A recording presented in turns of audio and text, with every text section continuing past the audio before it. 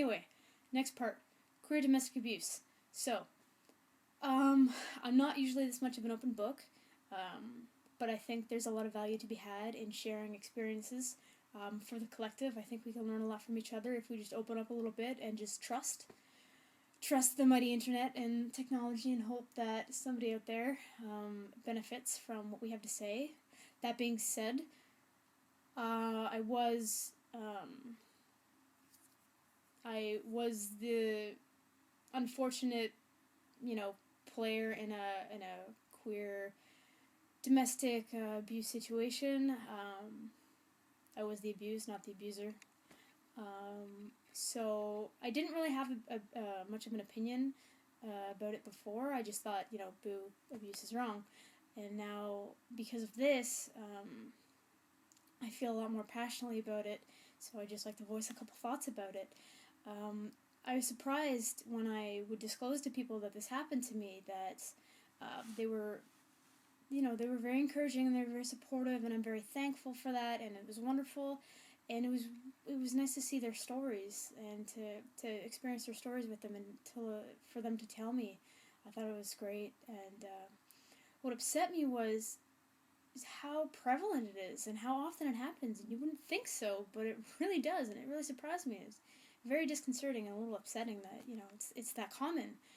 Um, One of the reactions that people would get for those close enough to me to know that some of the specifics of my situation were the size difference. You can't tell, but I'm a small person. I'm very short. The abuser in the situation, I'm trying to be very tactful with this, is a lot smaller than me, if you can believe that. So some of the comments that I would get would be along the line of, but she's so small. And it never even occurred to me. The size thing never occurred to me. I don't care how big or small they are. I believe. Ooh, what happened there? I believe that it's wrong, and the size thing didn't matter, and it was weird for people to point that out and to think that, okay, if the person's smaller, then it's okay. So that was weird.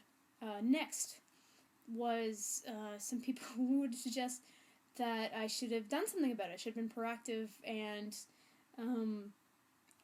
to put it bluntly, they said I should have hit back. I'm sorry, what? I'm not a pacifist, so I do believe in self-defense, and I do believe in physical force when necessary. So if I had felt very physically threatened by it, I would have done something about it. But I would never hit back. It's morally reprehensible to hit somebody, just to lay your hands on somebody that's not asking for it, and especially in queer domestic situations or domestic situations in general, where you're supposedly there's a connection between the two of you, and at the time we were not together, so I should point that out. That makes it a little bit complicated. Anyway, but to hit somebody, to lay your hands on somebody, to abuse somebody, to show violence towards somebody that apparently you love and you care for and you have a bond with, it just seems like it's mind-boggling, and I will never understand it, and I also think that it should, if it happens as much as I think it happens, I'm upset that people won't talk about it more, and that they feel so alone about it, and they use excuses like, oh, it was just an isolated incident, or I kind of provoked him or her, and I said some things I shouldn't have, and I or I feel bad about it, and I could have done things to quell it before it got out of control, and it won't happen again, and da da da da. It doesn't matter. None of that matters. I don't care if it was just once. It'll happen again if nothing happens, because you're setting a precedent that it was okay.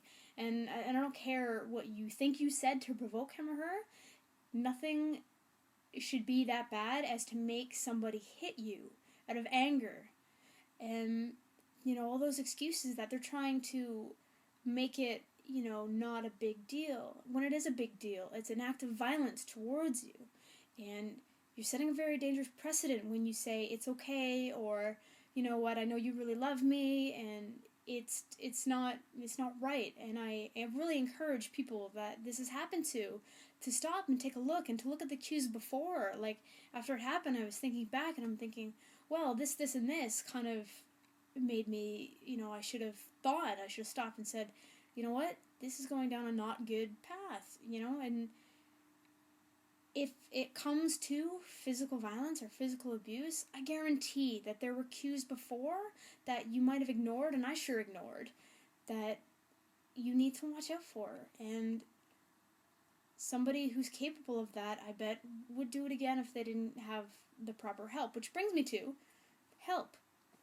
I believe that in those situations, I think both the abuser and the abused both need help. The abuser, maybe therapy, counseling, anger management, outlets to help them with the root causes of that anger. And I think the abused needs, counseling and therapy to help them understand the repercussions of what's happened to them, because it can take a toll on you. It can take a toll on you psychologically and emotionally. It has on me.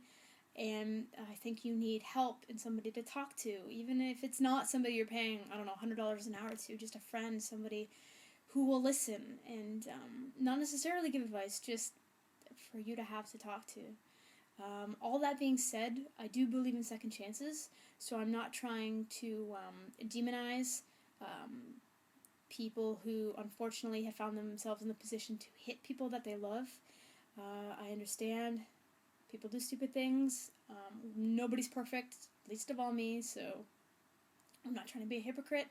I'm just saying that, these people need help, and they need a second chance to be able to do it right, and hopefully that they get that help that they need. And I really just wish people would talk about it more. It seems a little taboo, it seems a little underground, people don't want to talk about it.